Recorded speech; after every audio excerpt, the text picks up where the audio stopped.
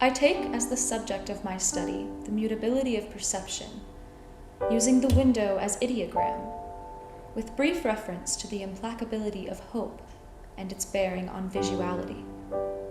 This will lead, necessarily, to a discussion on delusion, obsession, and self-destruction, which we will reach in due time. We begin with some fundamental questions. What is the window? And what functions does the window perform? As all rigorous scholars do, we begin by consulting that revered institution, the Oxford English Dictionary. Window, they define, as an opening in the wall or roof of a building for admitting light or air and allowing people to see out. A further definition reveals that window may also be synecdochal in usage, meaning a pane of glass or a similar transparent substance filling a window frame, a window pane. These definitions one may test against the various objects available to us that are known to be windows, this city containing many good examples, and find them more or less true. An opening, yes, perhaps a glass apparatus, but this term encompasses a shocking variety of shapes and sizes, even colors. Window dissolves all discrete instances of window into a vast conception of windowness.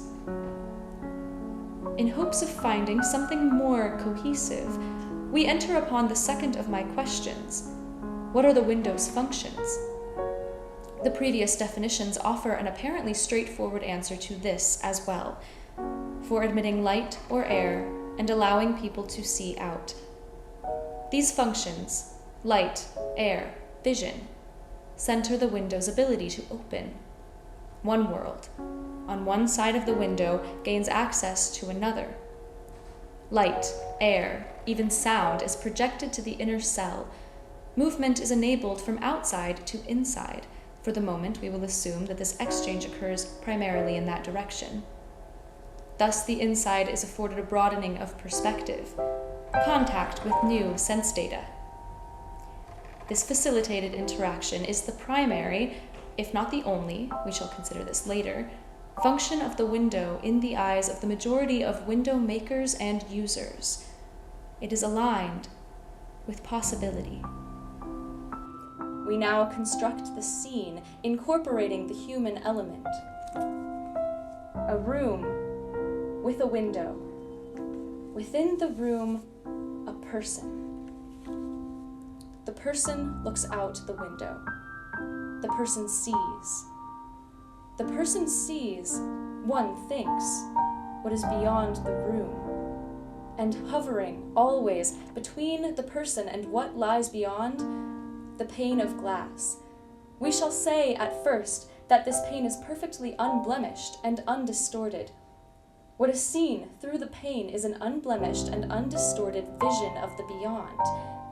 And yet, any pane of glass, however clear and unwarped, is still a barrier. And should the pane be warped?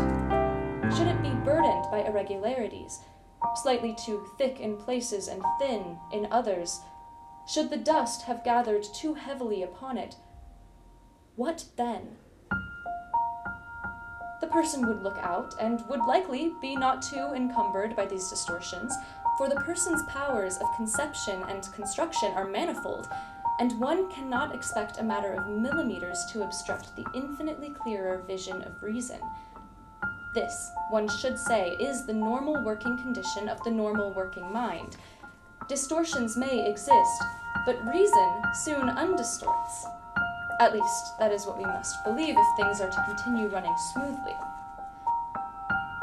But what if the existence of the person within the room were something more like those prisoners of the Platonic cave? What if, having never caught a glimpse of the world in which a pane of glass did not intervene, the person took the warpings of the window for the warpings of the world? That reality must be in some degree different from that of those who claim to have a belief in reason and true vision as their allies. And is this difference perceived? Or are we, each of us, so thoroughly enclosed within the cell of ourselves that such differences in perception are not accounted for.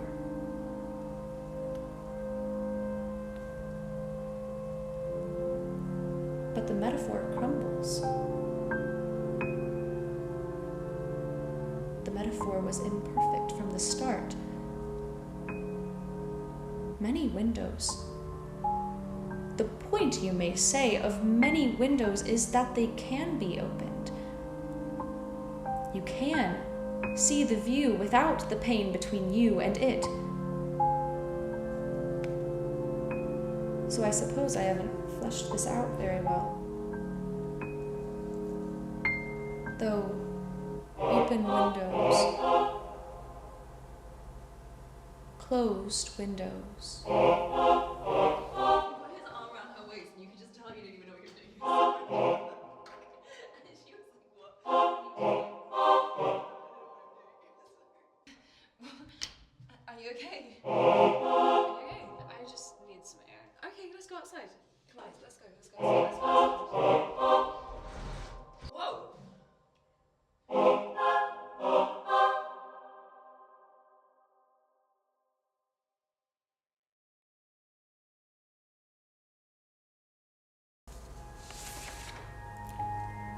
The window, by its very nature, destabilizes the border between interior and exterior.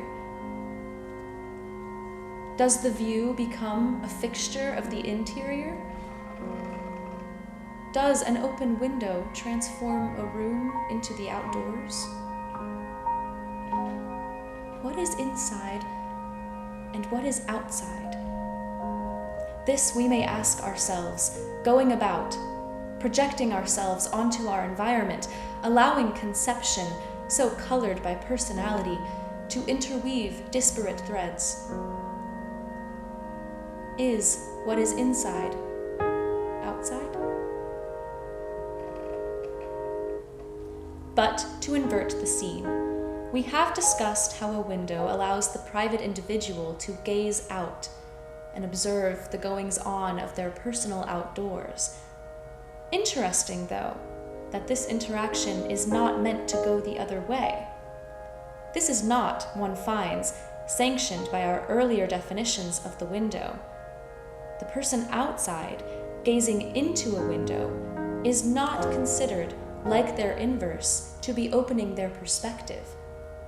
Rather, they become a peeping Tom, a voyeur. We can try our hand at this scene, questioning all the time whether this is some type of perversion. The person stands outside the window. The person attempts to look in, not out. There is the vital difference. There the danger lies. The person looks in. A dark object beheld behind the window. It looks like a person, standing somewhat in the center of the room, but its lack of movement, unsettling. Can a person stand so very still? No, it resembles actually a coat, hung on the far wall. But it has shifted. A person, then. Or maybe a breeze has ruffled the coat. Or maybe the viewer has made an unconscious jolt of the body and has mistaken their movement for the movement of the object. In all cases, the perception of the object has not changed. The imagination, fed by the ambiguity of imperfect vision, threads together not only a distinct object, but a narrative. All conception makes use of this kind of creativity, for it fabricates knowns out of unknowns. Whether this is based on personal preference or on pattern, it is yet guesswork. though some forms of guesswork we deem generally more palatable than others.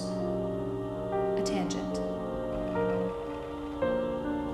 Think of the routines that are measured by windows, the turning on and turning off of lights, the drawing of curtains, the airing of a room, and add to that the passing of the silhouette before the opening of its cell. If one fixed oneself before an inhabited window, one could track a human life, comings and goings, awakenings and retirings. But of course, things would be missed. Are the two figures gathered behind the window enemies or lovers? And do they argue, or do they embrace? What does one hold in their hand? Are they, as we have questioned before, even people? And so, how much knowledge could we claim of this beheld inhabitant? That we know, sometimes, when they turn their light on, when they draw the curtains. The rest is speculation, conception, as I've said. One infers from the scant observation of a curtain opened and then a curtain drawn that there must be hands performing the opening and the drawing, hands attached to a human being. But let us stop at the hands. With what tenderness, we speculate, do they attend the openings and closings of the curtains? The softness with which they approach, the parting like flesh handled by a lover.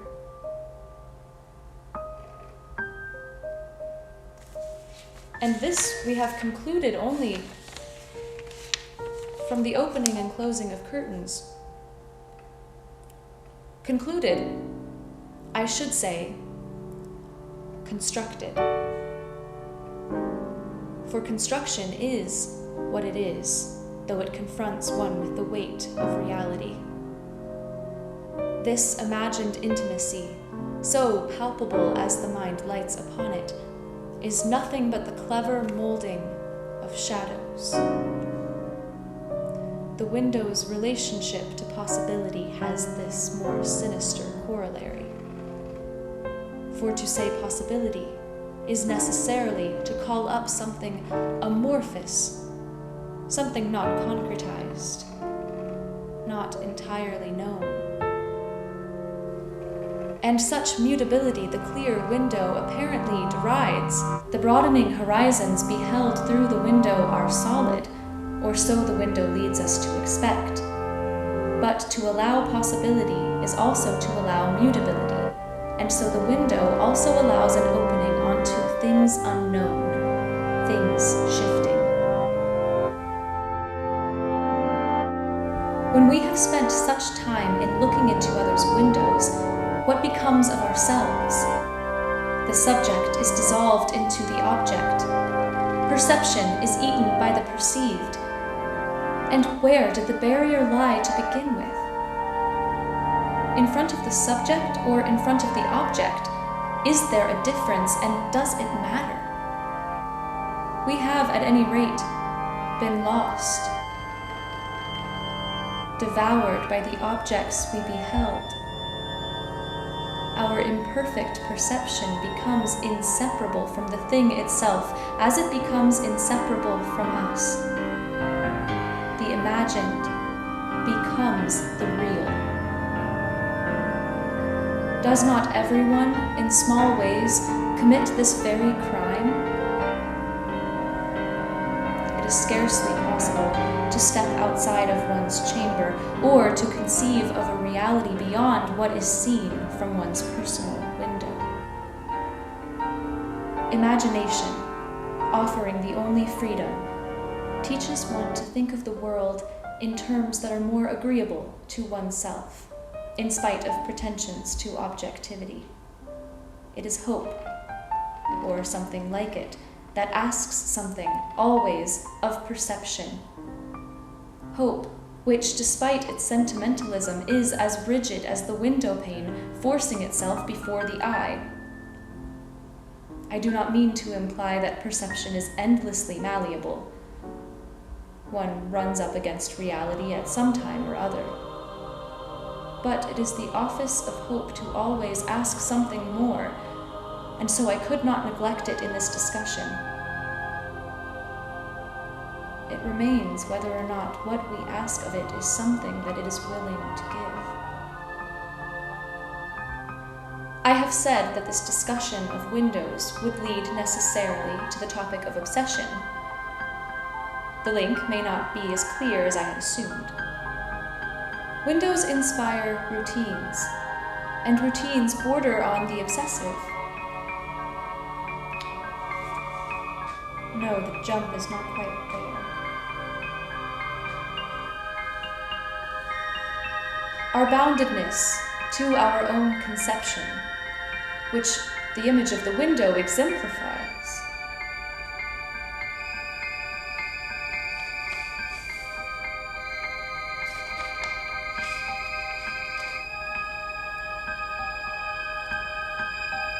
I would venture to say that obsession is, at its heart, about control, a misunderstanding of the nature of the link between inside and outside. All vision through the window is but a half confrontation of either.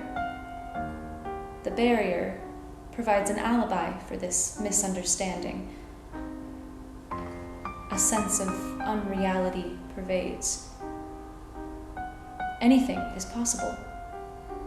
Anything justified. Because we do not know, we cannot see. Finally, the window is the illusion of proximity. It goads us into thinking of how close we might be to those things we dream of. But the barrier, which we had forgotten about for a moment, interposes itself again. Of the person held within the window, you have neither knowledge nor true beliefs. You have only appearances, appearances that feed the mind's infinite potential for confusion. Under the guise of direct contact, the window is the opening gulf between conception and perception. It cries out that you have lived in error. You have taken the window as a symbol, and not the image that it was. You have asked it to be something other than it is, and in so doing, you have betrayed yourself and...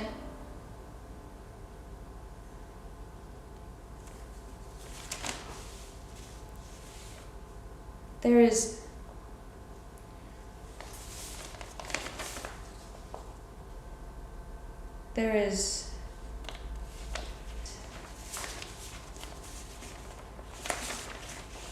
is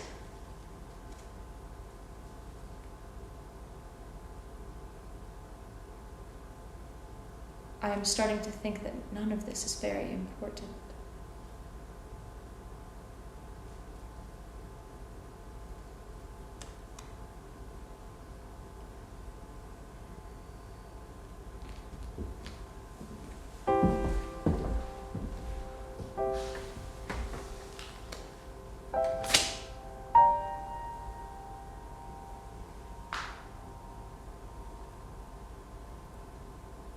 What is more or less reality?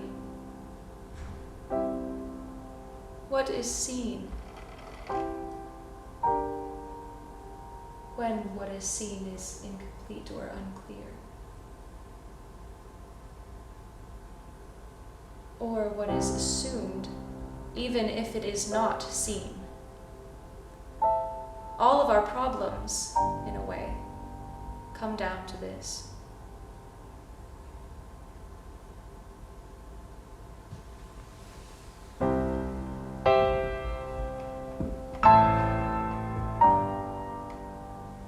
Is reality here or beyond?